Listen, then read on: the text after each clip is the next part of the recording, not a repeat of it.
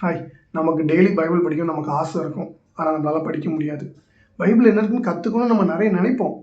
ஆனால் நமக்கு அதுக்கான நேரம் இருக்காது. ஸோ நான் சொல்கிற இந்த மெத்தட் நீங்கள் ஃபாலோ பண்ணிங்கன்னா சிம்பிளாக பைபிளில் என்ன இருக்குன்னு உங்களுக்கு தெரியும். அதுக்கப்புறம் உங்களுக்கு பைபிள் படிக்க ரொம்ப ஆசையாக இருக்கும், ரொம்ப ஈஸியாக இருக்கும்.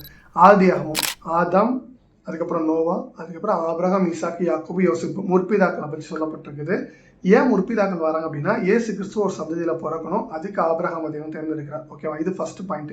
அதுக்கப்புறம் யாத்திராகமத்திலிருந்து 1 சாமுவேல் வரைக்கும் நியாயாதிபதிகள் யாரு? மோசே, அப்புறம் சிம்சோன், யோசுவா, இவங்க எல்லாருமே நியாயாதிபதிகள். ஜனங்களை நியாயம் விசாரிச்சுட்டு வந்திருந்தாங்க.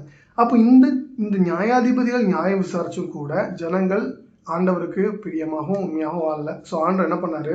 ராஜாக்கள் கையில் கொடுக்குறாரு. ஸோ 1 சாமுவேல்ல இருந்து எஸ்தர் வரைக்கும் ராஜாக்கள் ஆளுகை செய்கிறாங்க இஸ்ரவேல் ஜனங்களை.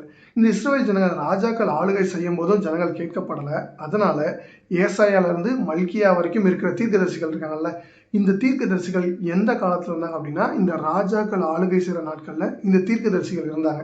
இந்த தீர்க்கதரிசிகள் ராஜாக்கள் தப்பு பண்ணால் போய் சொல்லுவாங்க. எல்லா ராஜாக்களும் ஆண்டவருக்கு உண்மையாக இல்லை. தாவீது, அப்புறம் ஒரு சில ராஜாக்கள் தான் ஆண்டவருக்கு உண்மையாக இருந்தாங்க. அப்படி வழி தவறி போகிற ராஜாக்களை எச்சரிக்கும்படிக்கு தீர்க்கதரிசிகளை தேவன் ஏற்படுத்தினார். அதனால தான் மல்கியா வரைக்கும் பழைய ஏற்பாடு சிம்பிளாக முடிஞ்சா.